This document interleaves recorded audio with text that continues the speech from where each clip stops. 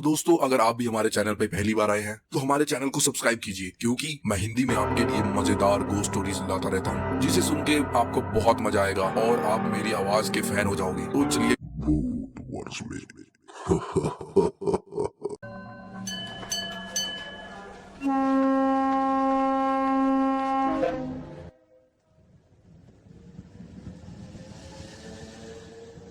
अक्षत train में अपनी birth पर पहुंचा और बेडरोल से चादर निकाल के बिछाने गया तो किनारे रखे कंबल को हटाते ही एक खूबसूरत सी घड़ी उसको मिली। उसने घड़ी तुरंत ही पहन ली। बड़े मजे से उसने अपने बिस्तर को लगाया और फिर सो गया। अक्षत वैसे तो बड़ी गहरी नींद में सोने का आदी था, लेकिन फिलहाल ट्रेन में कुछ खास नींद उसे आ नहीं रही थी। करवटें बदलता हुआ आधी नींद में ही काफी देर तक रहा और उसके बाद एक स्टेशन पर ट्रेन रुकी तो सोचा कि उतरकर पानी खरीद ले। घड़ी में उसने टाइम देखा तो उस वक्त रात के 2 बजे थे।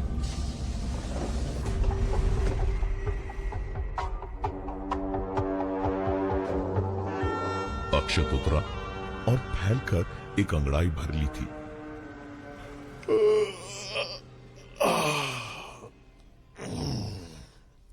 कि सामने देखा एक आदमी तेजी से दौड़ता हुआ अक्षत की ओर आ रहा था।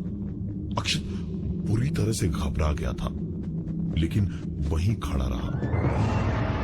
लेकिन जब तक उसे समझ आता कि क्या हो रहा है, उतनी ही देर में वो आदमी दौड़ता हुआ अक्षत के आर पार निकल गया। अक्षत वहीं प्लेटफॉर्म पर गिर पड़ा। उनके पीछे उस आदमी को देखने पलटा तो पाया कोई नहीं था वहां, और स्टेशन की घड़ी में इस वक्त 2 नहीं, रात के 11:30 बजे थे।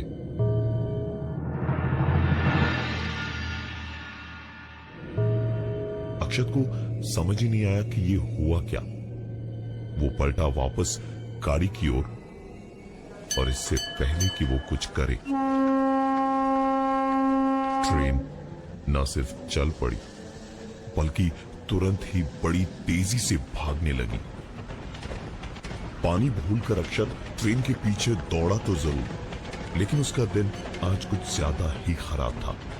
हर 2 कदम बाद कभी उसे कोई धक्का मारता तो कभी कोई उसको लंगड़ी लगाकर गिरा देता। ट्रेन छूट रही थी और अक्षत कुछ भी नहीं कर पा रहा था। तभी उसका दिमाग चला और उसने सामने वाले डब्बे में छलांग मार दी। अंदर दरवाजे पर खड़ा होके हांफता हुआ सांस ले रहा था और ऊपर वाले का शुक्र मना रहा था अक्षत। तब चौंक पड़ा जब उसकी उस भागती छूटती ट्रेन के दरवाजे पे खड़े खड़े ही उसने देखा कि ट्रेन तो अभी भी प्लेटफॉर्म पे ही खड़ी थी।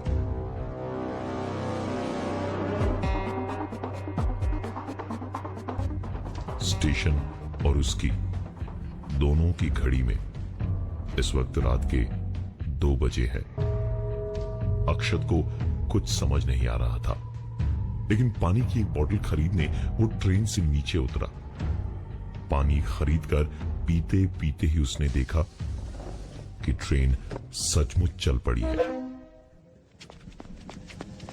और वो सचमुच इस बार भागा ट्रेन के पीछे।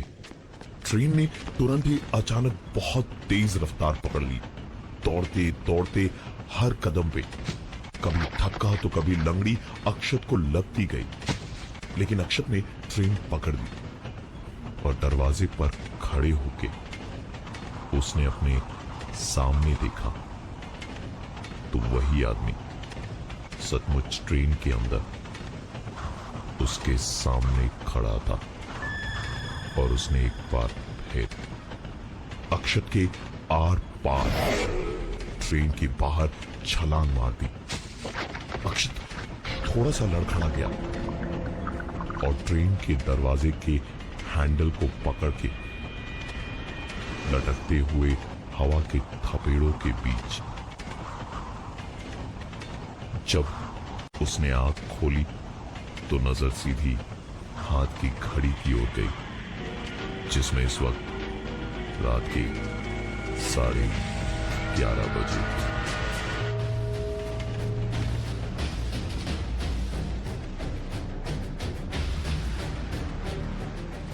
अक्षत ने किसी तरह खुद को संभाला, एक गहरी सांस ली और अपनी किस्मत का शुक्रिया अदा किया। और उसके बाद जब वो अपनी बर्थ पर पहुंचा तो वहां एक आदमी पहले से ही कंबल ओढ़े सो रहा था। अक्षत ने उसको जाके जगाया तो उस आदमी ने उठ के कहा कि वो सीट उसकी है। अक्षत ने टिकट निकालते निकालते कहा, भाई साहब, ये सीट मेरी है। लेकिन टिकट निकालते ही उसने देखा कि अक्षत की सीट दरअसल अपर बर्थ नहीं, मिडिल बर्थ में थी। छोटा सा मुंह लेकर अक्षत चुपचाप बेडरोल खोल के चादर बिछाने लगा कि उसी वक्त उस आदमी ने जो ऊपर लेटा था, उसने ऐसे कहा कि सुनाई भी दे और ऐसा भी लगे कि अपने आप से ही बोल रहा है। पता नहीं कहां कहां से आ जाते हैं, दूसरों के सम्मान को अपना बना लेते हैं। हाथ है। अक्षत को ये बात चुप गई। उसने उस आदमी से कहते कहते ही ऊपर देखा, देखिए भाई साहब, मैं कुछ। लेकिन बीच में ही उसकी बात उसे काट देनी पड़ी, क्योंकि जब ऊपर देखा तो वो आदमी वहां नहीं था। अक्षत मुंह खोले चौंक के बड़ी बड़ी आंखों से वहां देख रहा था जब उसके कंधे पर किसी ने पीछे से हाथ रखा।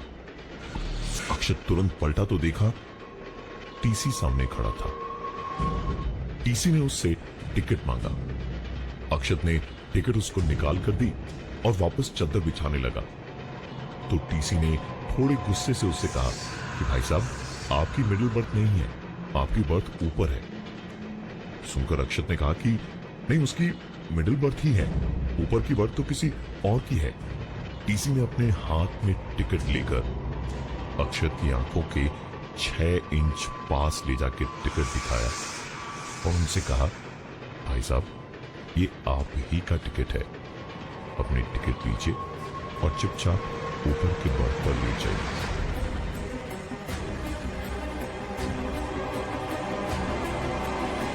टीसी इतना सब कह के वहां से चला गया और अक्षत कंबल ओढ़ के मुंह उसी के अंदर छुपाए हुए लेट गया। नींद उससे कोसों दूर थी। सारे हादसों के बाद उसे इतना डर लग रहा था कि वो डर से कंबल के अंदर ही थर थर कांप रहा था कि तभी कुछ ही देर में एक आवाज आई। कॉफी, चाय। अक्षत ने डरते हुए अपना सर निकाला और हकलाते हुए कहा, भाई साहब, कितना टाइम हुआ है? चाय वाले ने कहा कि अभी तो 12 ही बजे हैं साहब। अक्षत ने हाथ की घड़ी में टाइम देखा, 12 ही बजे थे। हंसते हुए अक्षत ने कहा, अच्छा, एक चाय पिलाइए मुझे। चाय वाले ने एक चाय दी तो अक्षत ने 50 का नोट निकाल के उसकी ओर बढ़ाया, जिसे देखते ही चाय वाले ने कहा, अरे साहब रुकिए, पहले छुट्टा ले आऊं, वरना कहीं ट्रेन चल पड़ी तो आप कहेंगे कि आपका पैसा मार दिए हम। वैसे भी आजकल तो दूसरों का सामान कब कौन हथिया ले कौन जाने।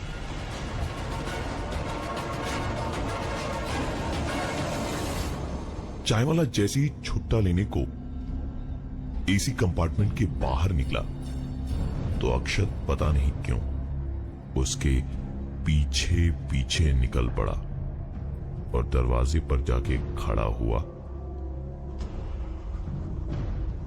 तो बाहर देखते ही अक्षत ने यही सोचा कि बेहतर होता अगर वो आता ही नहीं वहां, क्योंकि ट्रेन अभी भी वहीं खड़ी थी जहां कुछ घंटों पहले वो सारे हादसे अक्षत के साथ हुए थे। अक्षत ने प्लेटफॉर्म की घड़ी में टाइम देखा। इससे पहले कि अक्षत कुछ समझ पाता, वही चाय वाला उसके सामने दरवाजे पर खड़ा था और कह रहा था, साहब मेरे चाय के पैसे। अरे साहब चाय पी है, पैसे तो दीजिए। हाँ, दूसरों का सामान और पैसा देखते ही सबकी नीयत खराब हो ही जाती है। अक्षत ने एक 50 रुपए का नोट जेब से निकाला और सीधे उसकी तरफ फेंकते हुए कहा, लो तुम्हारी एक नहीं 10 चाय के पैसे, और छुट्टे बच जाए तो रख लेना अपने पास ही। इतना कह के अक्षत ने कंपार्टमेंट का दरवाजा बंद कर दिया। एक गहरी सांस लेकर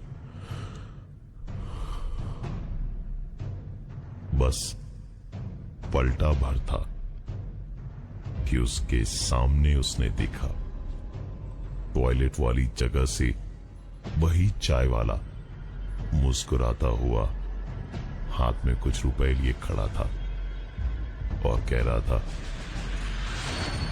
ये लीजिए बाबूजी आपके छुट्टे।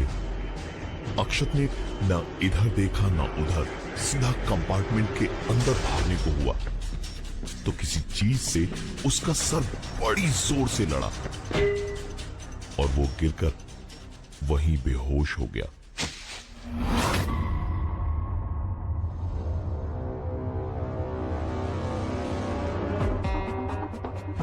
होश तुरंत तो नहीं आया, लेकिन धीरे धीरे आ रहा था। किसी चीज पर उसे लिटा के ले जाया जा रहा था, लेकिन लाख कोशिशों के बाद भी उसकी आंख नहीं खुल पा रही थी। अक्षत सिर्फ सुन पा रहा था और उसी वक्त उसे बड़े और भारी दरवाजे के खुलने की एक आवाज सुनाई दी। अंदर जाते ही लगा जैसे काफी सारे लोग हैं उसके आसपास। लोगों की बात करने की आवाज तो आ रही थी, लेकिन काफी दबी हुई, जैसे उनका मुंह किसी चीज से ढका हुआ हो। और साथ ही आवाज आ रही थी स्टील के बर्तनों के खड़खड़ाने की। तभी एक और आवाज हुई। इस आवाज के साथ ही अक्षत की आंखों पर बहुत ही तेज रोशनी पड़ी, जिससे उसकी आंखें धीरे धीरे खुली और आंख खुलते ही उसने देखा कि उसे घेर कर चारों ओर डॉक्टर खड़े हैं, मुंह पर मास्क लगाए हुए हैं और ऑपरेशन थिएटर की लाइट्स चल रही हैं।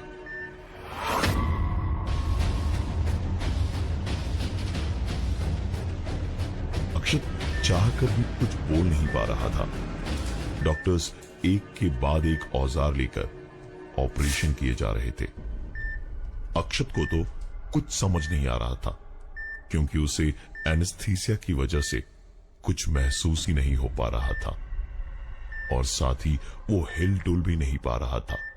कुछ देर के बाद मास्क के पीछे से डॉक्टर की मुस्कुराहट समझ आई, जिसका मतलब यह था कि ऑपरेशन सक्सेसफुल हुआ। अक्षत की भी जान में जान आई कि वो ठीक था, लेकिन अगले ही पल उसकी आंखें चौड़ी और बड़ी होती गई और ताकत लगाते लगाते वो आखिरकार चिल्ला ही पड़ा।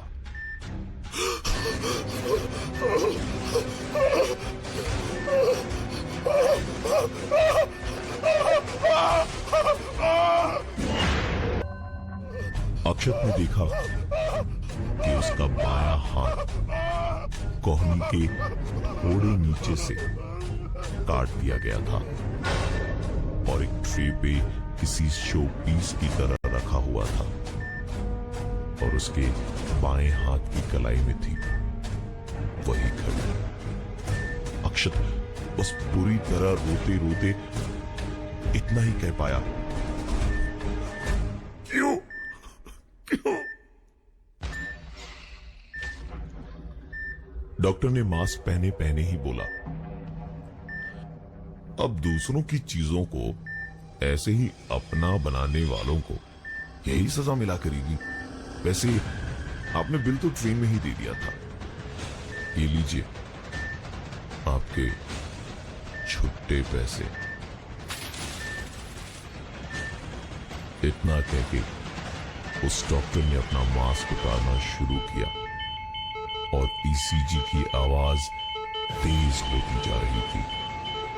पूरा मास्क उतरा तो देखा ये तो वही चाय वाला था और अक्षत चीखता जा रहा था, चीखता जा रहा था, चीखता जा रहा था कि तभी अक्षत की आंख खुली तो उसने देखा कि वो ट्रेन के अंदर ही था।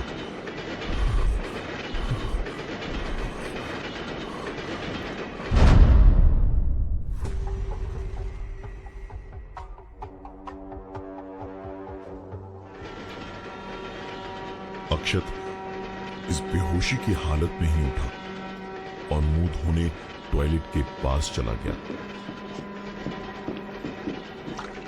मुंह धोकर कुछ देर वो दरवाजे पर खड़े रहकर ताजी हवा खाने की कोशिश कर रहा था। अक्षत को दूर से आता हुआ एक प्लेटफॉर्म दिखाई दे रहा था। वो वहीं खड़ा ही था कि ट्रेन की किसी ने चेन खींची और ट्रेन ऐसी तेज आवाज करते हुए रुकी जैसे कोई चलती हुई गाड़ी रुकती है। चीख सुनकर अक्षत दौड़ के अंदर गया और जाके देखा कि उसकी बर्थ के सामने एक औरत बुरी तरह चीख चीख के रो रही थी और उस पे लेटा आदमी बिल्कुल शांत पड़ा था।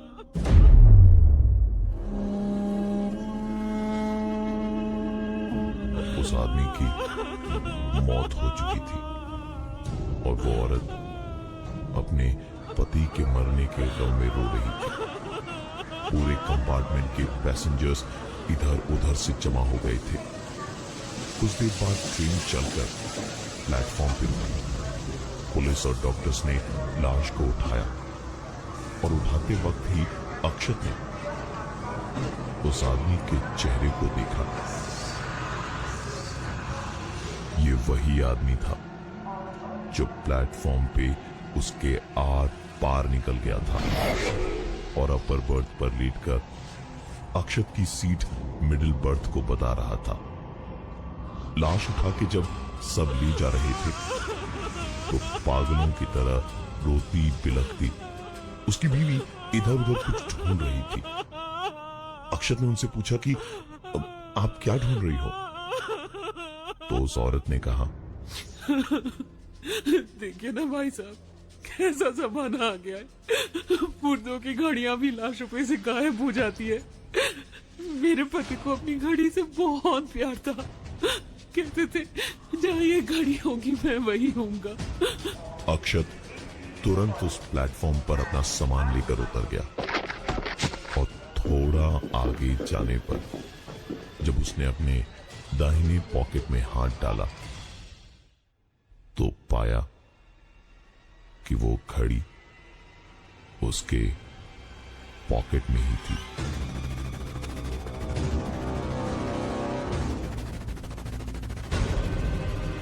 और उसके ठीक पीछे किसी के कदमों की आहट आ रही थी।